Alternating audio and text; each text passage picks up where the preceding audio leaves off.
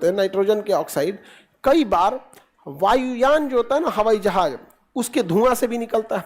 वायुयान के क्या निकलता है? धुआं से। और वायुयान में बहुत धुआं निकलता है, हवाई जहाज बहुत प्रदूषण करता है। अब दिल्ली से पटना आता है तो कम से कम मान के चलिए 8,000 लीटर तेल फूंक देता है। 8,000 लीटर, 10,000 लीटर लेके भर रहा है, 8,000 लीटर फूंक दिया। डिपेंड करेगा मौसम कैसा है, अभी बरसात में और फूंक देगा। अभी कुछ दिन पहले एगो फ्लाइट दिल्ली से पटना आ रही थी, पटना में भयानक बारिश हो रहा था, आधा घंटा तक इतना भयानक बारिश हुआ कि उसको ऊपरे में 20 चक्कर मरवाया था। 20 चक्कर मारा था। कहा रांची चल जाए तो कहा वहां और बारिश हो रहा है, तो कहा बनारस चल जाए तो कहा वहां बारिश हो रहा है, कहा कलकत्ता कहा हुआ खाली नहीं है, तूफान आई ले हुआ पहले से, तो क्या कर, तो कहते ये चक्कर मारो, आधा घंटा में बारिश रुक जाएगा। क्या के लिए तुम कलकत्ता जाओगे तो आने में 1 घंटा लग जाएगा, ही घुमरिया 20 राउंड घुमरियाया। कितना प्रदूषण किया होगा।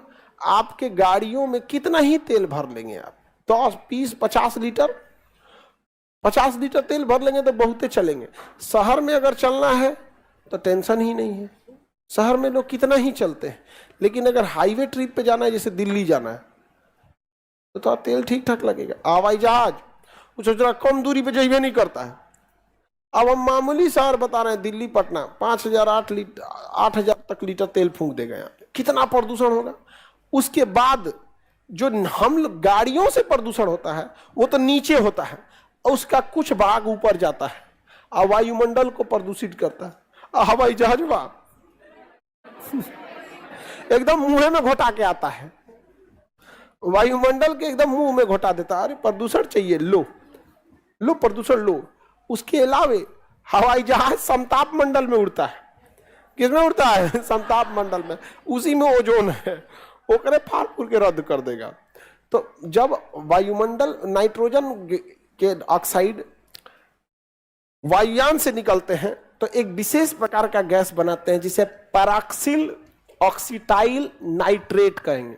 पैराक्सिल ऑक्सीटाइल नाइट्रेट, ये भी ओजोन को नुकसान करता है। पैराक्सिल ऑक्सीटाइल नाइट्रेट यूपीएससी का क्वेश्चन है।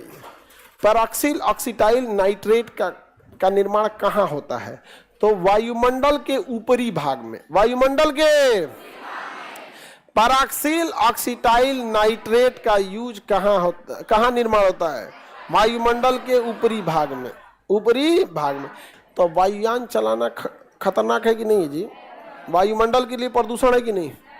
इतना प्रदूषण करता है कि जहाज जाता है तो पीछे धुआं बन जाता है। क्योंकि बाहर में ना जो धुआं निकलता है, जैसे हम लोग ऐसे सांस छोड़े से तो क्या जमेगा, लेकिन ठंडी के दिन में जम जाता है। तो वही गर्मी के दिन में नहीं जमता है। क्यों ठंडी के दिन में जम जाता है? बाहर का टेम्परेचर कम है,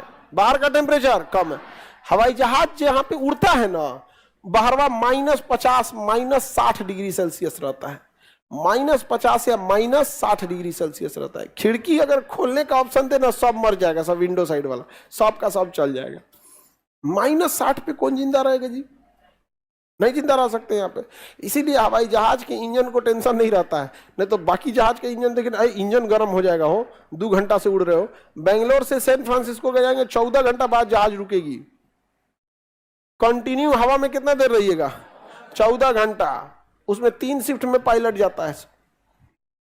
5 घंटा हम उड़ी तो उसके बाद जाके सोएगा। बाप रे बाप, बहुत उड़ा दिए हैं। एगो दूसरा आएगा, 2 को फिर दूसरा आएंगे, तो फिर 2 को दूसरा आएंगे। सब समझ में आ गया कि नहीं आ गया? एयर होस्टेस भी कई को शिफ्ट में जाएंगे सब, बहुत दूर दूर तक। पैराक्सिल ऑक्सीटाइल नाइट्रेट समझ में आ गया?